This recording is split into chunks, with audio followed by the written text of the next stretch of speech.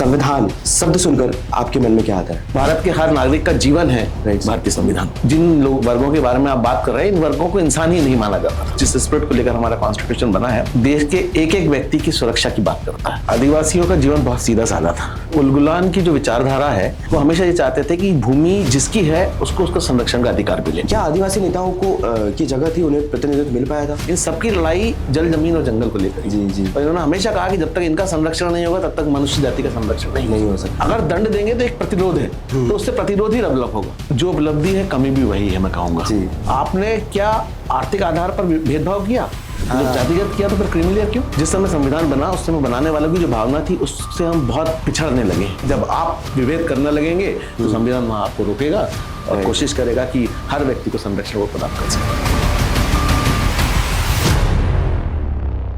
साथियों नमस्कार, जय भीम, जोहार। मेरा नाम है प्रशांत और आप देख रहे हैं आदिवासी पॉडकास्ट। आप सभी को आज 75वें संविधान दिवस की बहुत बहुत बधाई और शुभकामनाएं।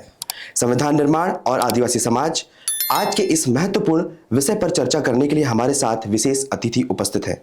Professor doctor Vikram Singh Chaudhary sir, जो पिछले 17 वर्षों से government state law PG college में भोपाल में प्रोफेसर के पद पर पदस्थ हैं। संविधान विषय पर लंबे शिक्षण अनुभव, शोध कार्य और साथ साथ दलित और आदिवासी समाज पर गहरा अनुभव रखते हैं। तो आइए शुरुआत करते हैं। स्वागत है सर आपका। धन्यवाद सर। संविधान शब्द सुनकर आपके मन में क्या आता है? संविधान किसी भी देश को चलाने के लिए एक पर्याप्त विधि की आवश्यकता होती है और संविधान उसी का एक भाग है। यदि भारत के लिए हम बात करें तो भारत के हर नागरिक का जीवन है भारतीय संविधान। तो सर, किसी नए गठित राज्य को, नए देश को संविधान की आवश्यकता क्यों पड़ती है और भारत को आवश्यकता क्यों पड़ी? देखिए, किसी भी चीज को सुचारू रूप से चलाने के लिए कुछ नियम होना चाहिए और वो नियम ऐसे हों जो सर्वोपरि हों, सर्वोच्च हों। और ऐसे नियमों को जो संग्रह होता है वही संविधान होता है। और देश को चलाना, उस देश के लोगों के अधिकार, उस देश की व्यवस्था, ये सारी चीजों के बारे में जो है उस देश का संविधान लोगों को बताता है और उसको कैसे आगे बढ़ना चाहिए, कैसे विकास करना चाहिए, इसके बारे में मार्गदर्शन प्रदान करता है। जी सर, जब हम भारत के संविधान की बात करते हैं और हम इतिहास में पढ़ते हैं कि संविधान कैसे बना, तो एक शब्द सुनाया जाता है कि संविधान सभा बनाई गई। आप बता सकते हैं सर कि संविधान सभा क्या थी और ये कैसे गठित हुई? देखिए, संविधान सभा जो कैबिनेट मिशन हमारा आया उसके तहत बनाई गई। जब देश को आज़ाद करने की बात आई, इतने समय की गुलामी से जब यह हुआ, तो एक व्यवस्था बनाना जरूरी थी और उस व्यवस्था को बनाने के लिए एक समिति होनी चाहिए। जी सर। अब वो समिति, चूंकि हमारे पास कोई नियम नहीं था, ब्रिटिश रूल से हम लोग चल रहे थे, वहाँ की शासन व्यवस्था थी हमारे पास। हम चाहते थे हमारा देश एक लोकतंत्र देश हो और लोकतंत्र देश के लिए जरूरी था कि लोकतंत्र का तात्पर्य होता है कि जिस ऐसा तंत्र जो लोगों द्वारा चलाया जाए। तो लोगों के द्वारा ही एक सभा बनानी थी, तो कैबिनेट मिशन के माध्यम से ये बनाई गई। और चूंकि उस समय लगभग हम 380 के करीब प्रांतों में बटे हुए थे, तो सभी जगह से, रियासतों और प्रांतों से लोगों का प्रतिनिधित्व किया गया और वहां से लोगों को नामांकन कर वो सभा का निर्माण किया गया। जी सर। तो सर, जब हम संविधान सभा की समितियों के बारे में बात करते हैं और संविधान सभा की बात करते हैं, तो एक शब्द बहुत बार बार सुनाया जाता है, प्रारूप समिति, जिसके अध्यक्ष डॉक्टर बी आर अम्बेडकर थे। आप बता सकते हैं प्रारूप समिति क्या थी और उसका मुख्य कार्य क्या था? देखिए, संविधान सभा तो ये हो गई कि देश को चलाने के लिए हमें व्यवस्था बनानी है। जी। और चूंकि लोकतंत्र है तो सारे लोगों का उसमें सहयोग होना चाहिए, लेकिन वो सारे लोग मिलकर अगर किसी नियम को बनाने का प्रयास करेंगे तो ये संभव नहीं है। जी। बहुत सारे मतभेद, क्योंकि हमारे पास इतनी सारी असमानताएं थी, अलग अलग प्रदेश, अलग अलग जगह से आना, अलग अलग कल्चर, सारी चीजें। तो इन सभी लोगों को समावेश करने के लिए हमने एक कमेटी बनाई जो ड्राफ्टिंग कमेटी कहलाई, जिसका काम था कि हम जो जिन नियमों के बारे में बात कर रहे हैं, जिन नियमों से हमें देश को चलाना है, उसका एक प्रारूप बनाए। जी। अगर सारे 350 लोग मिलकर बनाते तो शायद संभव नहीं होता, इसलिए एक छोटी समिति बनाई गई। और चूंकि उस समय अगर हम देखें तो विधि के ज्ञान के रूप में एक ही नाम हमारे सामने आता था, जो था डॉक्टर बाबा साहब अम्बेडकर का। और उतना बड़ा सामाजिक चिंतन, ना ही उतनी बड़ी समानता की बात करने वाला कोई व्यक्ति था, इसलिए उनको इसका अध्यक्ष बनाया गया और बाकी और भी सदस्य, इसी तरह के विचारधारा रखने वाले सदस्यों को इसमें सदस्य बनाया। जी। और प्रारूप समिति ने काफी मेहनत से ड्राफ्ट की उन्होंने लगभग उनको पूरा सभी देशों के संविधान, उस समय जितने भी विकसित देश थे उन सभी देशों का संविधान उन्होंने अध्ययन किया और लगभग 2 वर्ष 11 माह और 18 दिन इस पूरे ड्राफ्ट को बनाने में लगे। जी जी। तो 2 साल 11 माह 18 दिन, लगभग 3 साल की मेहनत। तो राइट, इन इतने सालों में हमारा संविधान बनकर तैयार हुआ। जी सर। सर, ऐसे हम उन मुद्दों पर बात कर सकते हैं या फिर ऐसे मुद्दे जिन पर बहुत गहन चर्चा संविधान सभा में हुई हो संविधान निर्माण के दौरान, आप किन ही मुद्दों पर चर्चा करना चाहें? यदि आप हमारा जो पार्लियामेंट हाउस है इसका पब्लिकेशन किया है उन्होंने जी। अगर आप उनके पब्लिकेशन को पढ़ेंगे तो ऐसा कोई भी मुद्दा नहीं था जिस पर चर्चा ना की गई हो। हर मुद्दे पर हर हमारे पास 395 आर्टिकल है, हर आर्टिकल पर गहन चर्चा की गई। लेकिन कुछ मुद्दे ऐसे थे जो उस समय बहुत महत्वपूर्ण थे, जैसे बहुत सारा विभेद था हमारे बीच में, इसलिए समानता के ऊपर बहुत बात की गई, समानता को विशेष रूप में दिया गया। जो शोषित और पीड़ित वर्ग थे जिनकी कोई सुनवाई नहीं हो रही थी, उनके अधिकारों के बारे में बात की गई। हमारे जो देश कैसा होगा, देश की संप्रभुता, चूंकि लोकतंत्र की बात करें तो लोकतंत्र पर विचार विमर्श बहुत ज्यादा हुआ। हमारे लोग चूंकि गुलाम रहे तो उनको अधिकार मिलने चाहिए थे, तो मूल अधिकारों पर बहुत ज्यादा बहस हुई। तो ये कुछ मुद्दे ऐसे थे जैसे मूल अधिकार, directive principles of state policy हमारे पास हुआ, या शोषित पीड़ित वर्गों के जो अधिकारों की बात की, वो शासन व्यवस्था, इन सब पर ज्यादा जोर दिया गया। तो सर, फंडामेंटल राइट्स जैसे जिन्हें हम मौलिक अधिकार कहते हैं, या फिर हम डीपीएसपीस देख ले, नीति निर्देशक तत्व जिन्हें हम कह रहे हैं, इन सब के माध्यम से एक चीज निकल के आती है सामाजिक न्याय, जो डॉक्टर बी आर अम्बेडकर ने संविधान में जैसे बहुत बखूबी रूप से डाला है। तो मुझे आपसे ये जानना है कि बाबा साहब ने सामाजिक न्याय को इतना महत्व क्यों दिया है संविधान में?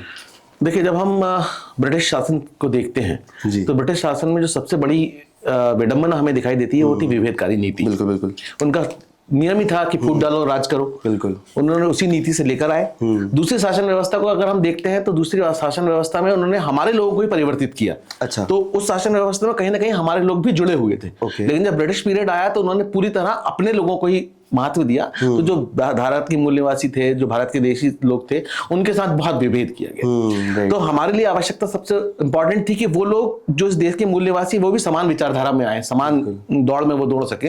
तो इसलिए समानता को सबसे महत्वपूर्ण स्थान दिया जाना था, क्योंकि लोकतंत्र का मतलब ही है कि हर व्यक्ति के विचार को, हर व्यक्ति के को महत्व दिया जाए, और हर व्यक्ति के महत्व को देने के लिए समानता होना जरूरी है। जब तक समानता नहीं होगी तो हम हर व्यक्ति के महत्व को, विचारों को महत्व नहीं दे पाएंगे। Right sir. तो जो सामाजिक न्याय की लड़ाई बाबा साहब ने लड़ी और उसे संविधान पर एक उच्चतम स्थान प्रदान किया, आपको क्या लगता है सर कि भारत में अनुसूचित जाति और अनुसूचित जनजाति के जो समुदाय हैं, उन्हें बाबा साहब के इस कार्य से क्या मिला और वो क्यों महत्वपूर्ण था वो कार्य?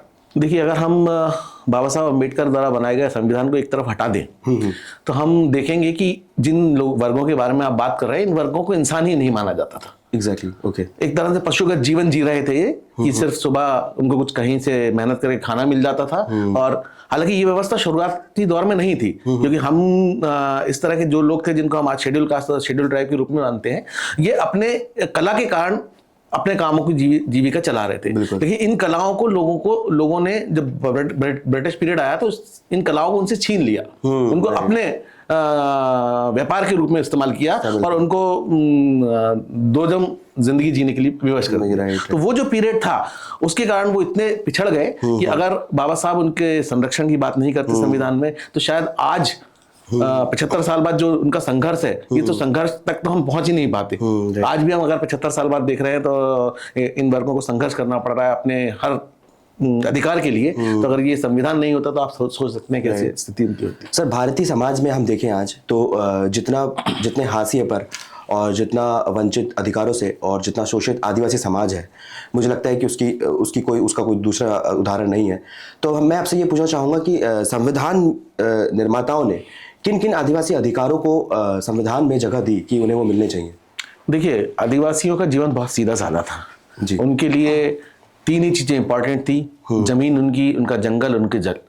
राइट। तो हम इसको कह सकते हैं जल, जमीन और जंगल जो था यही इंपॉर्टेंट था, और इसी में अपना जीवन यापन करते थे। यही उनकी संस्कृति का पार्ट था। उसी की आपने देखा होगा, हम आज भी पेड़ों की पूजा करते हैं, तो ये वहीं से निकल के आया। जल की पूजा करते हैं हम, जहाँ भी हमारी नदियां मिलती हैं हम उनको प्रणाम करते हैं। तो ये सारी जो चीजें हैं वो कायदे से देखा जाए तो आदिवासियों की संस्कृति जी। आदिवासी समाज आज भी पहाड़ की पूजा कर रहा है, वही कर रहा है। और हम मतलब पहले हम जरूर इनको कहते थे, आज वैज्ञानिक कारण भी हमें मिल रहा है कि यही सारी चीजें जो हैं, जो हम शुरू में कहते थे कण कण में भगवान और ये सारी चीजें, तो ये सारी चीजें दिखाई दे रही हैं हमें। भाई यार, अगर पेड़ नहीं हो, आज हम देख रहे हैं ऑक्सीजन के लिए हमें कितना लड़ना पड़ रहा है, प्रदूषण कितना बढ़ रहा है, तो ये सारी चीजों को बचाया हमें जंगलों ने। बिल्कुल। तो वैज्ञानिक दृष्टिकोण से भी आदिवासी संस्कृति काफी समृद्ध है। और इसीलिए जब संविधान बना तो इन विषयों को महत्व दिया गया। बिल्कुल। अगर आप अनुच्छेद 21 देखेंगे तो हमने राइट टू लाइफ के रूप में बहुत सारे ऐसे अधिकारों को जोड़ा, जिसमें हम राइट टू एनवायरनमेंट की बात करते हैं, हमने वन अधिनियम बनाया, हमने जल अधिनियम बनाया। आज हम 1886 में हमने 1986 में हमने जो है पर्यावरण को संरक्षण के लिए नियम बनाया। और आज भी हम देख रहे हैं, आप देख रहे हैं पोषणीय विकास के लिए कितना ज्यादा हम डेवलपमेंट की बात करते हैं, लेकिन हम डेवलपमेंट के लिए कह रहे हैं कि सस्टेनेबल डेवलपमेंट होना चाहिए। ये सारी चीजें वही प्रकृति को बचाने के लिए। एग्जैक्टली, जब सस्टेनेबल डेवलपमेंट की बात आती है तो वो पर्यावरण के साथ आप कैसे विकास कर रहे हैं। बिल्कुल, और पर्यावरण के संरक्षक के रूप में आदिवासी समाज हमेशा से आगे रहा। बिल्कुल, आप कितनी भी बिल्डिंगें बना लीजिए, अगर आपको सांस के लिए हवा नहीं मिलेगी, पीने के लिए पानी नहीं मिलेगा, तो आपका जीवन ही नहीं रहेगा। तो हम वो चीजों का उपयोग कैसे करें? तो हम बोल सकते हैं कि संविधान निर्माताओं ने इन अधिकारों को विशेष जगह, बिल्कुल विशेष दर्जा दिया और हर जगह दिया, मूल अधिकारों में भी दिया, directive principles of state policies में दिया। इवन जब लगा कि लोग नहीं कर रहे हैं तो जो कर्तव्य जोड़े गए बाद में संविधान में, उसमें भी हमने रखा कि आप हर व्यक्ति का कर्तव्य होगा जल, झील, जमीन, इन सब की रक्षा करे, अपने वनों की रक्षा करे, वन्य प्राणियों की रक्षा करे, सारी चीजें हमने। सर, जब भी हम आदिवासी अधिकारों की बात करते हैं तो सबसे बड़े अधिकार 5वीं और 6वीं अनुसूची, बिल्कुल, वो हमें सुनाई देते हैं। आप प्लीज इस पर थोड़ी चर्चा कर पाए। देखिए, 5वीं और 6वीं अनुसूची जो है लगभग एक जैसी है। अगर हम बात करें असम, त्रिपुरा, मेघालय, मिजोरम, ये 4 राज्यों को छोड़ें तो इनके अलावा जितने भी राज्य हैं उनमें जितने भी आदिवासी लोग हैं उनके संरक्षण के लिए, उनकी जमीन के संरक्षण के लिए, उनके स्वशासन के लिए, उनको समानता के लिए हमने अधिकारों की बात की, उनकी ग्राम पंचायतों की बात की। हमने कहा कि जब हम लोकतंत्र की बात करते हैं तो लोकतंत्र का मतलब होता है हर व्यक्ति का उसमें सहभागिता हो। बिल्कुल। और ऐसे वर्ग जो आदिवासी रूप में है, ऐसे लोग जो आदिवासी रूप में पिछड़े रूप में रह रहे हैं, अगर वो अपने स्वयं के क्षेत्र में अपने स्वयं का शासन कर पाएंगे, ग्राम पंचायत निर्णय ले पाएंगे, अपनी भूमि को संरक्षित कर पाएंगे, तो हो सकता है कि जो बाकी वर्ग है उनको भी उसका लाभ मिले। जी। बाकी जो 6ठी अनुसूची है उसमें जो राज्य मैंने आपको गिनाए जो छूट गए, असम, त्रिपुरा, मेघालय, मिजोरम, इनको उसमें शामिल किया गया। इनकी थोड़ी परिस्थितियां विशेष थी, इसलिए इनको हमने 6ठी अनुसूची में अलग से इनको व्यवस्था की गई। Right sir. तो सर, यदि हम बात करें कि जल, जंगल और जमीन, इसके संरक्षण के लिए क्या महत्वपूर्ण जो प्रावधान है वो संविधान में है? देखिए, संविधान में इनकी प्रावधान के लिए तो बहुत सारे चीजें हैं, मानव अधिकार के रूप में भी दिए हैं हमारे पास, और अंतर्राष्ट्रीय स्तर में भी है। लेकिन अगर हम संविधान की बात करें तो आर्टिकल 46 हमारे पास स्पेसिफिक रूप में इसके लिए है, आर्टिकल 244 हमारे पास इसके लिए है, आर्टिकल 276 हमारे पास इसके लिए है।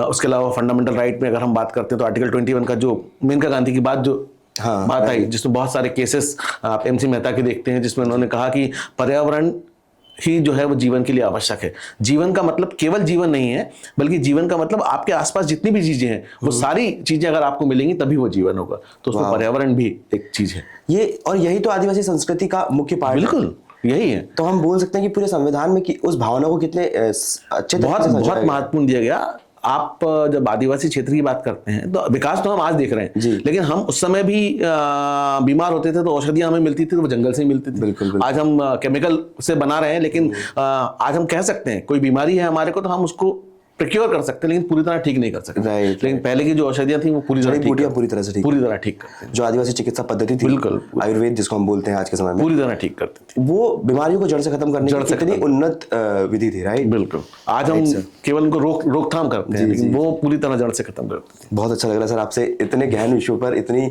अच्छे से चर्चा करते हुए। सर, एक क्वेश्चन ये था कि आपने बहुत सारे प्रावधानों पर बात की है कि संविधान में आदिवासी अधिकारों को संरक्षित करने के लिए बहुत सारे प्रावधान है।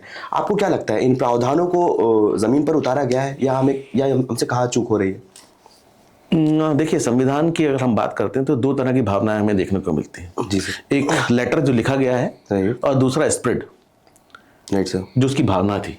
जिस समय संविधान बना उस समय बनाने वालों की जो भावना थी उससे हम बहुत पिछड़ने लगे हैं। जो लिखा है उसको तो हम पढ़ते हैं और उसको कोशिश करते हैं आज के हिसाब से मॉडिफाई करें, लेकिन अगर हम उसकी भावनाओं को भी देखेंगे तो मुझे नहीं लगता कि हमें किसी और चीज की आवश्यकता होगी, क्योंकि वो जो बना है हमारा जो स्प्रिट, जिस स्प्रिट को लेकर हमारा कॉन्स्टिट्यूशन बना है, वो स्प्रिट देश के एक एक व्यक्ति की सुरक्षा की बात करता है। जी, सभी की सुरक्षा की बात करता है। उसमें हमने ये विभेद किया ही नहीं, जैसे प्रकृति विभेद नहीं करती ना कि आप आदिवासी हैं या आप बिना आदिवासी हैं या आप कौन है, कोई विभेद नहीं है। जी जी, ठीक, हमारा संविधान भी वैसा ही विभेद नहीं। प्रकृति के नियम सभी पर समान रूप से अप्लाई, प्रकृति के नियम जिस तरह सभी लोगों पर समान रूप से होते हैं, धूप सभी को एक जैसी मिलती है, हवा एक जैसी मिलती है, वो विभेद नहीं करती। ठीक, संविधान भी उसी तरह कोई विभेद नहीं करता। लेकिन बस ये है कि जब आप विभेद करने लगेंगे तो संविधान वहां आपको रोकेगा और कोशिश करेगा कि हर व्यक्ति को संरक्षण वो प्रदान कर सके। तो आपके मुताबिक इंटेंशन की कमी है, राइट? स्पिरिट की कमी है। इंटेंशन वर्ड तो हम इस्तेमाल नहीं करेंगे क्योंकि इंटेंशन हर व्यक्ति अपने हिसाब से देखता है, उसका जिसमें फायदा हो। लेकिन स्पिरिट जो उसके पीछे विचारधारा, वास्तविक विचारधारा थी, उसको देखना। संविधान की स्पिरिट, हम संविधान की जब बात करते हैं तो हम हमेशा समरसता की बात करते हैं। बिल्कुल। लेकिन अब समरसता होनी भी तो चाहिए, इसका मतलब, या समानता हम बात करते हैं, समानता होनी भी, दिखनी भी चाहिए। कि ऐसा नहीं कि हमने कह दिया कि समानता है, जी, कहने से समानता नहीं होगी जी, हमें उसको व्यवहार में भी लाना। Right sir. सर, संविधान जब बन रहा था तो संविधान सभा में हम देखें, क्या आदिवासी नेताओं को की जगह थी, उन्हें प्रतिनिधित्व मिल पाया था? हाँ, बिल्कुल मिला था। अभी आपने छठी अनुसूची की बात की, निकोलस राय जी सर। अगर उनका हम छठी अनुसूची की बात करते हैं तो उनके नाम के बिना छठी अनुसूची को आप देख नहीं सकते। ओके। वो नहीं होते तो शायद ये अनुसूचियां नहीं होती, छठी अनुसूचियां नहीं होती। बिल्कुल नहीं सर, बिल्कुल सर। और दो और नाम हमें बहुत स्पष्ट रूप से सुनाई देते हैं सर, श्री जयपाल मुंडा जी और श्री रूप नारायण सिंह जी। आप उनके बारे में कुछ जानकारी दे पाए? देखिए, इन दोनों का जो विचारधारा थी वो संविधान में बहुत महत्व उसको दिया जी। अगर हम बात करें मुंडा जी की तो वो आपको दिखाई देते हैं एकीकरण के रूप में दिखाई देते हैं, सुशासन के रूप में दिखाई देते हैं, न्याय के रूप में दिखाई देते हैं। वो सारी व्यवस्था हमें यहाँ दिखाई दी।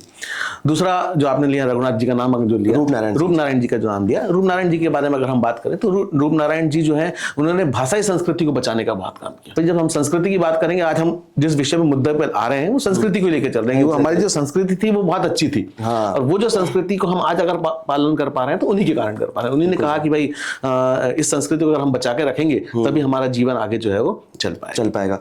तो आदिवासी एकीकरण, न्याय और उनकी पहचान के लिए जयपाल सिंह मुंडा जी का काफी बड़ा योगदान हम देख रहे हैं। और रूप नारायण जी का जो आपने बताया कि संस्कृति और उनकी भाषा, उसको संरक्षण के लिए रूप नारायण जी ने काफी काम किया। तो हम बोल सकते हैं कि आदिवासी नेताओं ने भी संविधान सभा में बहुत बढ़ चढ़ और उनका काफी बड़ा योगदान रहा है।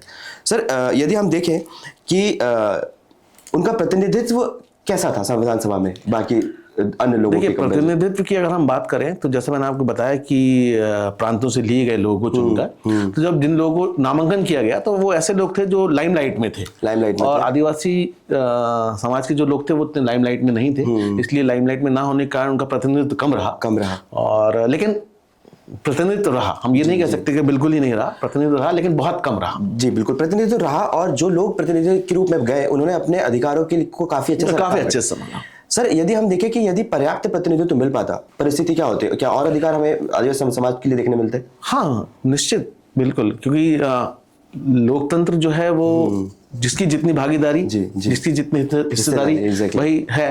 तो जब अगर हमारी हिस्सेदारी बढ़ती है, उनकी हिस्सेदारी बढ़ती है, तो स्वाभाविक सी बात है कि उस संबंध में नियम बनते, जिस समानता की हम बात कर रहे हैं वो समानता वास्तव में हो पाती। आज वर्तमान जब हम देख रहे हैं तो हम देख रहे हैं कि ये वर्ग अपनी पहचान के लिए लड़ रहा है, तो कम से कम वो स्थिति नहीं होती कि पहचान के लिए लड़ना पड़ता, जो हमें संघर्ष करना पड़ रहा है अपनी पहचान को बचाए रखने के लिए। बिल्कुल वो नहीं, बचाए रखने के लिए शायद उसमें हमें आसानी बिल्कुल नहीं। आप देखिए ना, कुछ गिने चुने लोग थे संविधान सभा में, उसके बाद भी हमारा संविधान इतना सुदृढ़ बना कि उन लोगों के अधिकारों को संरक्षित कर पाया, सुदृढ़ बना और समावेशी बना, सभी के अधिकार उसमें समावेशित हैं। अगर उनका प्रतिनिधित्व ज्यादा होता तो आप देखिए ना, अगर आप अम्बेडकर को पढ़ें तो उनका जो जीवन रहा वो हमेशा प्रताड़ित रहा, हमेशा परेशान रहा। लेकिन जब उन्होंने संविधान बनाया तो उन्होंने कभी ये नहीं किया कि हम इसका बदला लें। उन्होंने बदले जैसी भावना नहीं दी। उन्होंने हर वर्ग को, हर व्यक्ति को समान अधिकार दिया। अगर जब उनको अधिकार मिला था तो वो चाहते थे, अगर हम ये देखें कि एक मानवीय प्रकृति देखें तो ये होता है कि अगर मुझे कुछ मिले तो मुझे जिसने परेशान किया मैं उसको परेशान करूंगा। जब निर्णय लेने की क्षमता मुझ में आएगी तो मैं परेशान करूंगा। लेकिन नहीं, यही तो मानता है। जी सर, बहुत अच्छा लग रहा सर आपसे बात करते हुए। सर, जब हम देखते हैं कि भारत की आज़ादी के लिए स्पेशली, और भारत की आज़ादी के लिए जो आंदोलन हुए उसमें शोषित समाज, आदिवासी समाज की तरफ से उलगुलान जो आंदोलन था बिरसा मुंडा जी का, उसकी काफ़ी चर्चा है। अभी हम रिसेंटली बिरसा मुंडा जी की 150वीं जन्म जयंती मना रहे हैं इस वर्ष। तो उलगुलान की जो भावना है वो भारतीय संविधान में कैसे? देखिए, उलगुलान की जो विचारधारा है वो बेसिकली वही जल जमीन और जंगल को लेकर जंगल की है, लड़ाई भूमि संरक्षण को लेकर बात की। वो हमेशा ये चाहते थे कि भूमि जिसकी है उसको उसका संरक्षण का अधिकार मिले। बिल्कुल। भूमि को किसान या उसका जो नेटिव है उससे अच्छा उसका संरक्षण कोई नहीं कर हाँ, और उसको मालिकाना हक उसको मालिकाना हक मिले। जी। जब तक आपको किसी चीज में स्वत्व नहीं मिलेगा, जब तक किसी चीज पर निर्णय लेने का अधिकार नहीं मिलेगा, तो आप उसके लिए अच्छा नहीं कर सकते। Right sir. यही चीजें जो है इस आंदोलन, इस विचारधारा का महत्व रही।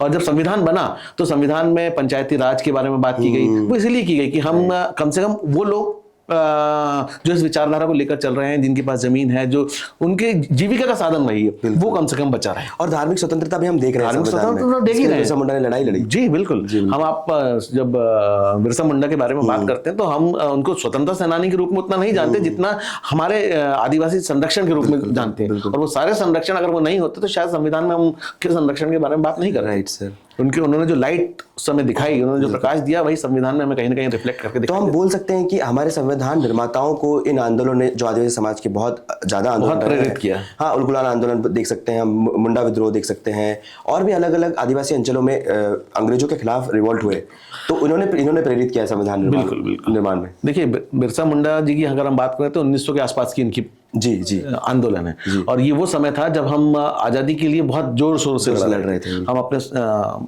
1930 में आके हमने स्वराज की बात की। तो स्वराज का मतलब ही होता है कि जो जमीन हमारी है उस पर केवल मेरा अधिकार है, मेरी जमीन मेरी मर्जी। जी। तो वही और भावना जो है बिरसा मुंडा ने दी थी। और अबुआ धर्म अबुआ राज की जो बात है वो बिरसा जी ने यही शुरू, और वही कॉन्सेप्ट हमारे स्वराज में भी आया, और संविधान निर्माण। स्वराज का मतलब ही होता है कि मेरा खुद का राज, किस पर? मेरी जमीन पर। जी। बिरसा मुंडा भी यही कहता था कि मेरी जमीन है तो मेरा अधिकार होना चाहिए। तो सर, हम देख रहे हैं कि काफी जब देश को आज़ादी मिली और भारत का संविधान बना, तो हम देश की आज़ादी में बहुत सारे आदिवासी समुदायों ने, आदिवासी नायकों ने बहुत बड़े बड़े आंदोलन किए, जिसमें मुंडा विद्रोह काफ़ी फेमस है। मध्य प्रदेश में तिलका मांझी और भी बहुत सारे ऐसे आदिवासी नायक हैं जिन्होंने देश की आज़ादी में अपना सर्वस्व दिया है। क्या इन संघर्षों का संविधान निर्माण के दौरान संविधान निर्माताओं को इन आंदोलनों ने प्रेरित किया है? बिल्कुल किया है। भाई, संविधान 26 जनवरी को लागू किया। जी। जानते हैं 26 जनवरी डेट क्यों ली गई? हाँ सर, आप ये कुछ बताएं प्लीज। 26 जनवरी डेट इसलिए ली गई क्योंकि 26 जनवरी 1930 में हमने स्वराज की स्थापना की बात की। और जब स्वराज की स्थापना की बात की तो स्वराज का मतलब ही ये होता है कि मेरी जमीन है तो मेरे को अधिकार मिलने चाहिए। आपने जिनके नाम लिए, चाहे बिरसा मुंडा हो, चाहे जितने भी आपने अभी नाम लिए नेताओं के, इन सबकी लड़ाई जल जमीन और जंगल को लेकर। जी। और इन्होंने हमेशा कहा कि जब तक इनका संरक्षण नहीं होगा तब तक मनुष्य जाति का संरक्षण नहीं हो सकता। और उन्हीं भावनाओं को हमने जब अपना संविधान बनाया तो उन भावनाओं को उसमें लिया और उन सारी चीजों को हमने अपने संविधान में समावेश किया ताकि जल जमीन और भूमि का संरक्षण हो सके, लोगों को पर्याप्त चीजें मिल सकें, जो प्राकृतिक चीजें हैं वो सभी लोगों को समान रूप से मिल सकें। तो सभी भावनाओं को हमने संविधान में उतारा। तो हम कह सकते हैं कि हमारे संविधान निर्माताओं ने सभी के साथ न्याय किया है और सभी को बराबर अधिकार मिले हैं। सर, वर्तमान परिस्थितियां जो है और जो वर्तमान नीतियां हम देख रहे हैं, क्या संविधान के अनुरूप है और संविधान जो जिस तरह निर्देशित करता है वैसी नीतियां बन पा रही है?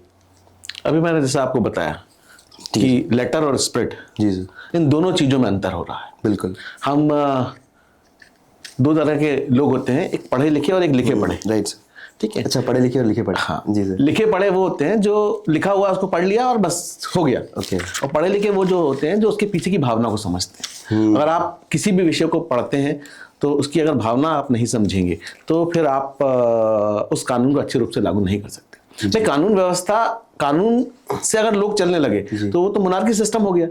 बिल्कुल। लोकतंत्र का मतलब ही है कि लोगों को की व्यवस्था को बनाने के लिए कानून हो। तो लोगों की व्यवस्था अगर बिगड़ रही किसी कानून से तो फिर वो कानून नहीं। हाँ, और समय के हिसाब से परिवर्तन होना चाहिए। इसलिए आप जो कानून को पढ़ रहे हैं या जो अधिकारों की बात कर रहे हैं उसका समावेश उसके पीछे की स्पिरिट को देख के करें। बिल्कुल। तो आपको नीतियां बनाने में बहुत आसानी होगी, नीतियां लोकोपयोगी होंगी। भाई, ऑस्टिन और बेंथम, ऑस्टिन जब कहते थे, ऑस्टिन आपने नाम सुना होगा, ऑस्टिन बहुत बड़े विधिवेत्ता थे। उन्होंने हमेशा कहा कि दंडात्मक शासन होना चाहिए, कि अगर आप नियम बना दीजिए और जो नियम नहीं पालेगा मानेगा उसको आप दंड दीजिए। लेकिन आप अगर दंड देंगे तो एक प्रतिरोध है, तो उससे प्रतिरोध ही डेवलप होगा।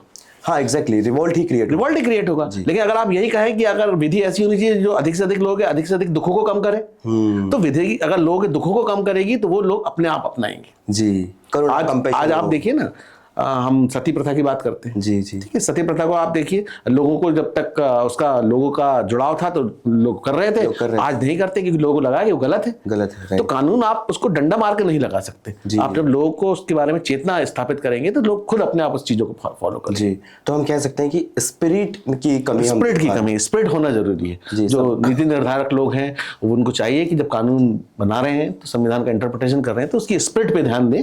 लेटर तो समय समय के अनुसार उसके अर्थ बदलते रहते हैं, लेकिन स्पिरिट अगर आप देखेंगे तो वो हमेशा सही। जो मौलिक अधिकार है जल जंगल जमीन से जुड़े हुए आदिवासियों के लिए स्पेशली, उसमें हम वर्तमान समय में के कानूनों को देखो तो पेसा और एफआरए जो है फॉरेस्टेटिक, वो बड़े शक्तिशाली टूल होते हैं, मतलब काफी शक्तिशाली नियम और कानून हम देख सकते हैं। आप उनके बारे में थोड़ी जानकारी दे पाए सर। देखिए, पैसा जो है ये अनुसूचित क्षेत्र जो है उनके प्रोटेक्शन के लिए है, उनके विस्तार के लिए है। और ये वही चीजें हैं, जल जमीन जंगल, इनको प्रोटेक्शन करने के लिए हमने इस एक्ट को लागू करने का प्रयास किया है। हालांकि वही मैंने जो आपको कहा कि स्पिरिट नहीं है चूंकि लोगों की, इसलिए ये लागू नहीं हो पा रहा, जमीन तक नहीं आ पा रहा है। ये एक इतना सशक्त नियम है कि जिनके पास वो जमीन है, जो जंगल की संरक्षा कर रहे हैं, जो वहां रह रहे हैं, वो अपनी न केवल संस्कृति बचाएंगे बल्कि उस जंगल को भी बचा के रखेंगे। अगर वो जंगल बचा रहा तो हमारा पशुधन बचा रहेगा, वन्य प्राणी बचे रहेंगे। एक इकोसिस्टम जो प्रकृति ने बनाया हमारा, वो इकोसिस्टम अगर बना रहेगा तो हम भी उस इकोसिस्टम का पार्ट है, तो हम भी जीवित रहेंगे। सर, और पेशा स्वायत्त शासन की बात भी करता है, ग्राम सभा की बात करता है, क्योंकि आप जिस जगह की बात कर रहे हैं उस जगह पर अगर वहीं के लोगों का अधिकार होगा, उसको निर्णय लेने का अधिकार वहीं के लोगों का होगा, राज्य का हस्तक्षेप कम होगा, तो वो अपनी आवश्यकता के हिसाब से उस जगह का विकास कर सकेंगे और निर्णय ले सकेंगे। ग्राम पंचायतें बनेंगी तो वहीं आज हम इतनी सारी व्यवस्थाएं देख रहे हैं, लेकिन अगर आप पुरानी शासन व्यवस्था देखें तो आपने एक किस्सा सुना होगा विक्रमादित्य जी का।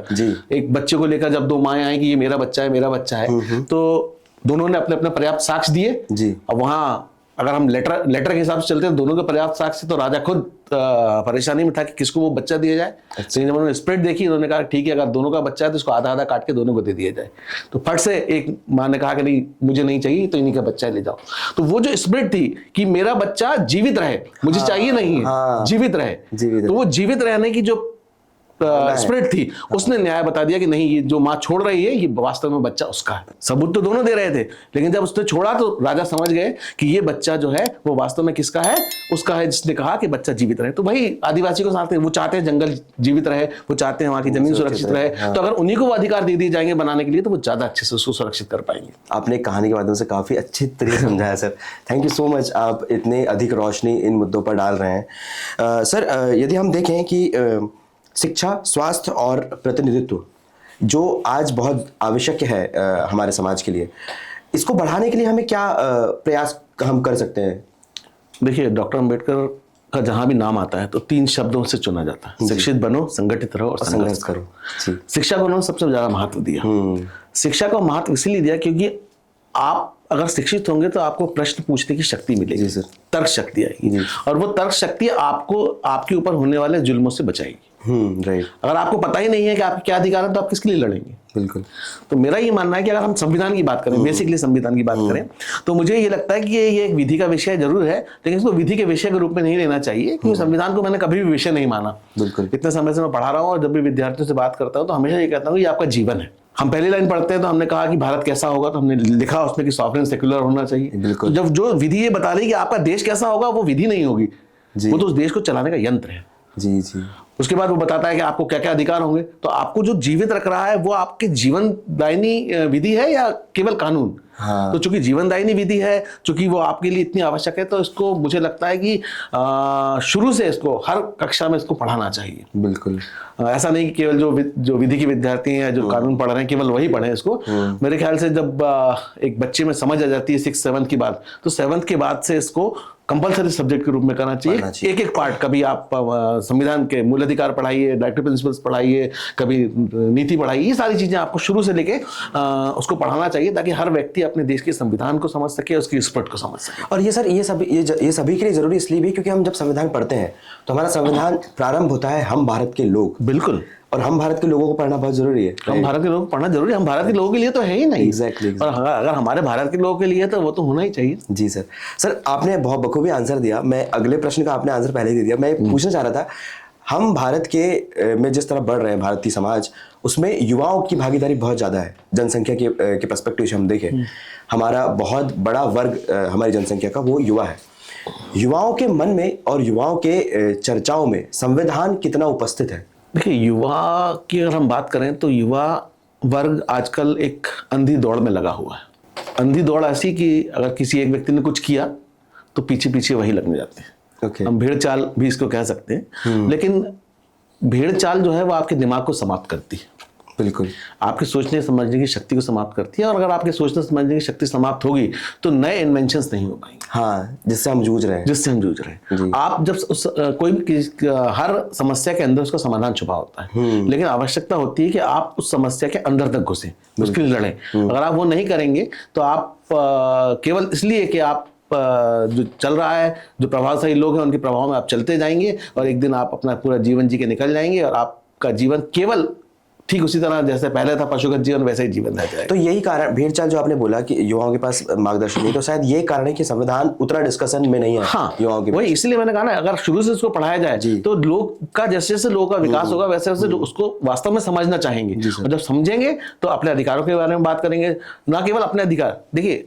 देश हमसे बना है, बिल्कुल। हम अपने आप को सुधारेंगे, देश ऑटोमेटिक सुधारेगा। आज हम विदेशों में जाते हैं तो हम कहीं थूकते नहीं है, कहीं कचरा नहीं फेंकते, हम डस्टबिन ढूंढते हैं एक चॉकलेट का रैपर फेंकने के लिए। लेकिन क्या हम भारत में सोचते हैं ऐसा करते हैं? बिल्कुल नहीं। अगर हमें डस्टबिन दिख भी रहा होता है तो हम दूर से फेंकते हैं, उसमें जाए ना जाए। राइट। और वही चीज अगर हम विदेश में करते हैं तो हम 4 किलोमीटर चल के डस्टबिन ढूंढते हैं। जी। तो ये आपके अंदर की भावना है, आप व्यक्ति वही है, लेकिन जब अपने देश में है तो आप उसको कुछ समझ ही नहीं रहे। राइट। और जब आप विदेश जा रहे हैं तो आपको ऐसा लगता है कि आपको वहां सारी चीज देखनी पड़ेगी। तो वही चीज अगर आप यहाँ देखने लगे तो हमें क्यों जरूरत पड़ेगी दूसरी? यदि हम एक मॉडल क्रिएट करने की कोशिश करें जहां संविधान के प्रति जागरूकता हो, आप उसके बारे में कुछ जानकारी दे पाए सर? हाँ, मैंने यही कहा ना आपको, ये हम उस भावनाओं को जिए। हम जो स्पिरिट जिसकी हम बात करते हैं, देखिए आप जब संविधान पढ़ते हैं तो कई बार क्वेश्चन आता है कि भाई मूल कर्तव्य इतने बाद में जोड़ने की जरूरत क्यों पड़ी? आप देखिए, एक व्यक्ति जिसकी उम्र 23 साल है, आज का 23 साल का युवा क्या कर रहा है? इंस्टाग्राम, सोशल मीडिया चला रहा है। ठीक है, एक टाइम था जब देश का 23 साल का युवा फांसी चढ़ जाता था सिर्फ इसलिए कि उसके देश में अराजकता है, उसके देश में चीजें नहीं है, उसके देश में उसको अधिकार नहीं मिल रहे हैं। हम देख रहे हैं भगत सिंह 23 साल की उम्र में शहीद हुए, बिरसा मुंडा 25 साल की उम्र में। तो ये जो भावना थी हमारे अंदर, ये भावना जब संविधान बन रहा था तो लोगों ने कहा कि ऐसे लोगों के, ऐसे देश जिसमें लोग 23 साल में मरने को तैयार रहते हैं देश के लिए, उनको कर्तव्य बताने की आवश्यकता नहीं है। एग्जैक्टली। इसलिए संविधान में कर्तव्य नहीं डोले गए। लेकिन जब लगा कि लोग विकृत हो रहे हैं, विचलित हो रहे हैं, तो कोशिश ही की गई कि भाई कम से कम उनको संविधान, उनको कर्तव्य तो करें, कर्तव्य भी जोड़े गए, इसलिए जोड़े गए। तो वो चीजें अगर हमारे अंदर आज भी जीवित हो जाए तो हमारा देश तो आज भी सोने की चिड़िया है। जी सर, जी सर। तो हमारे युवाओं को हमें ज्यादा जिम्मेदार होना पड़ेगा। बिल्कुल जिम्मेदार। सर, 75 वर्ष हो रहे हैं संविधान निर्माण को और हम 75वां संविधान दिवस मना रहे हैं। आपको क्या लगता है सर, इन 75 वर्षों की सबसे बड़ी उपलब्धि संविधान की दृष्टि से यदि हम देखें, क्या रही और क्या कमी रही? जो उपलब्धि है, कमी भी वही है, मैं कहूँगा। जी। हम समानता की बात करते हैं, हम शिक्षा की बात करते हैं, हम स्वास्थ्य की बात करते हैं। अगर ये इसमें हमने बहुत उपलब्धियां प्राप्त की हैं। हर वर्ग को हम स्वास्थ्य की तरफ ले जा रहे हैं, सामाजिक, आर्थिक, राजनीतिक समानता की तरफ ले जा रहे हैं। लेकिन जो वास्तविक टारगेट हमारा था या जो लक्ष्य हमारा था, जहां तक पहुंचना था, वहां तक हम नहीं पहुंच पाए। जी। उसका कारण भी यही है कि हमने योजनाएं तो लागू की, लेकिन योजनाएं तो बनाई, योजनाएं हमने लिखी भी, लेकिन उनको लागू करने वाली जो संस्थाएं हैं या उनको लागू करने वाले की जिनके ऊपर जिम्मेदारी थी, वो आज भी कहीं ना कहीं कुंठित मानसिकता को लेकर चल रहे हैं। कहीं ना कहीं उनके मन में आज भी आदिवासी या इस तरह के जो पिछड़े लोग हैं उनके बारे में अच्छी विचारधारा नहीं है। तो उनके लिए जब भी कोई काम करने की बात होती है तो उस काम में वो कोशिश करते हैं किस तरह डिले हो। तो वो जो डिले है उसके कारण हम विकास नहीं कर पाए अपना उतना। लेकिन अगर ये मान के चलिए संविधान नहीं होता तो इतना विकास भी नहीं होता जितना भी होगा। बिल्कुल। तो यदि हम देख पा रहे हैं कि आज भारत की वर्तमान राष्ट्रपति श्रीमती द्रौपदी मुर्मू जी है, वो आदिवासी समुदाय से आती है, तो ये भारत के संविधान की उपलब्धि है। और यही हमारी कमी भी रही है कि हम ग्राउंड में जो लोग हैं, बहुत सारे लोग जो भी अपने अधिकार और के लिए संघर्ष बिल्कुल नहीं कर पा रहे। बिल्कुल सर। आज आप देखिए, आज आपने देखा हुआ रिजर्वेशन में कितनी बहस हो रही है। लोग क्रीमी लेयर की बात कर। जी बिल्कुल। मैं उनसे ये जानना चाहूंगा, क्रीमी लेयर ठीक है, बिल्कुल, आपने क्या आर्थिक आधार पर भेदभाव किया? नहीं, वो तो आपने जातिगत किया। तो जब जातिगत किया तो फिर क्रिमिलियर क्यों? आज भी अगर आप किसी व्यक्ति के सरनेम को देखकर उसका भेद करते हैं, उसके स्टेटस को नहीं देखते हैं, तो फिर आर्थिक लाइन लाने की उसमें आवश्यकता मुझे नहीं लगता। अभी प्रतीत नहीं होती बिल्कुल नहीं। जब तक आपकी मानसिकता नहीं सुधरेगी। बिल्कुल सर। और अगर आपको वास्तव में इसको खत्म करना है तो आप सरनेम खत्म कीजिए ना। हाँ, एग्जैक्टली। सरनेम खत्म करेंगे आप जैसे ही, किसी की पहचान ही नहीं होगी। बिल्कुल सर। डॉक्टर अम्बेडकर और बिरसा मुंडा के आदर्श जो हैं, यदि हम डॉक्टर अम्बेडकर को देखें तो वो दलित समुदाय के उद्धारक के रूप में जाने जाते हैं, और बिरसा मुंडा जी ने आदिवासी चेतना में काफ़ी काम किया है। इनके जो आदर्श थे वे क्या थे, और क्या उनका जो विजन था वो मिला करके भारत को एक नया आदर्श दे सकता है? देखिए, दोनों ने समानता की बात की है। आदिवासी वर्ग है या जो शोषित पिछड़े वर्ग हैं, उनको उठाने की बात की है। इसलिए दोनों की विचारधारा लगभग समान है। जी सर। एक को अधिकार मिला तो उसने कानून के रूप में किया, एक जो कि ब्रिटिश के अगेंस्ट में था तो उसने लड़ाई लड़ी उसके लिए। ठीक है। तो यदि हम स्वतंत्रता की बात करें तो बिरसा मुंडा वहां हमें दिखाई देते, लेकिन उनका उद्देश्य भी वही था कि हमें अधिकार मिले, हम समानता से जीवन जी सके, स्वराज हमारा मिले। वही संविधान भी हमें कहता है। अम्बेडकर जी ने भी वही किया।